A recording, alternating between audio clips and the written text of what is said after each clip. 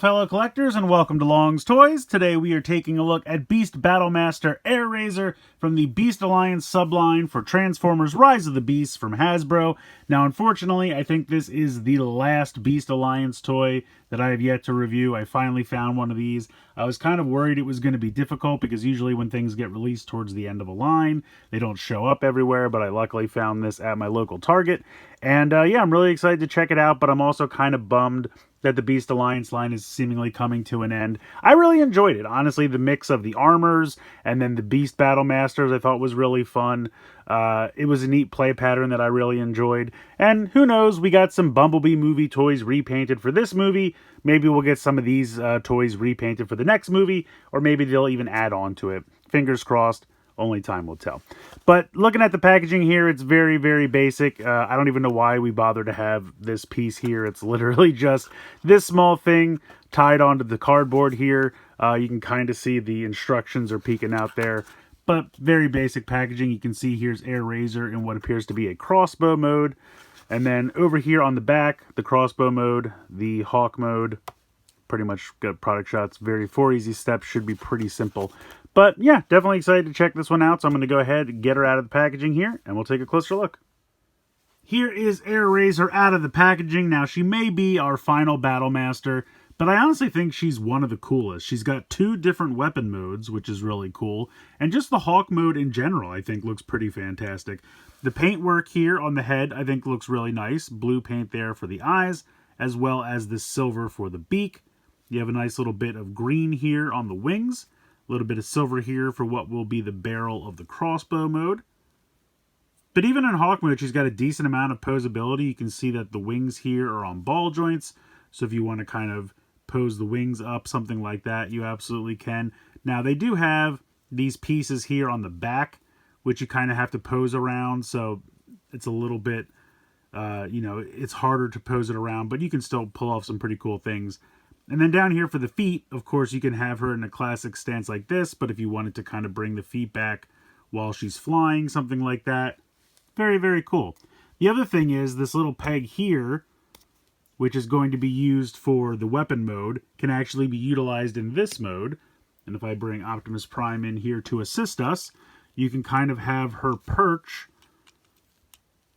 on a forearm, something like that, which is actually pretty cool. So you can have her kind of perch on a forearm there, which I think is really neat. Now, I do kind of wish it was attached to the feet, because it would be cooler if it made it look like the feet actually landed on the forearm, but still not bad. So we'll leave Prime here for a second so he can help us demonstrate the weapons. So the first thing that you can do is bring the 2 wings up like this, and they'll actually snap in together like so. Then you can take this section and unpeg that from what will be the barrel, and then this will come around. You want to wait until the hawk head is kind of passed through that area, and then flip the tail down like that.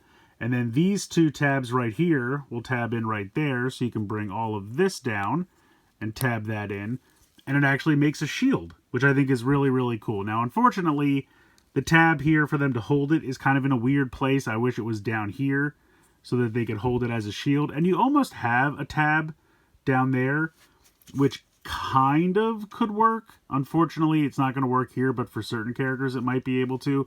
Or if you just kind of untabbed this a little bit, then you could utilize it. It's not the same size. I mean, it's close enough that he'll hold it, so you can kind of use it as a shield like that. The other thing is, if you wanted to keep this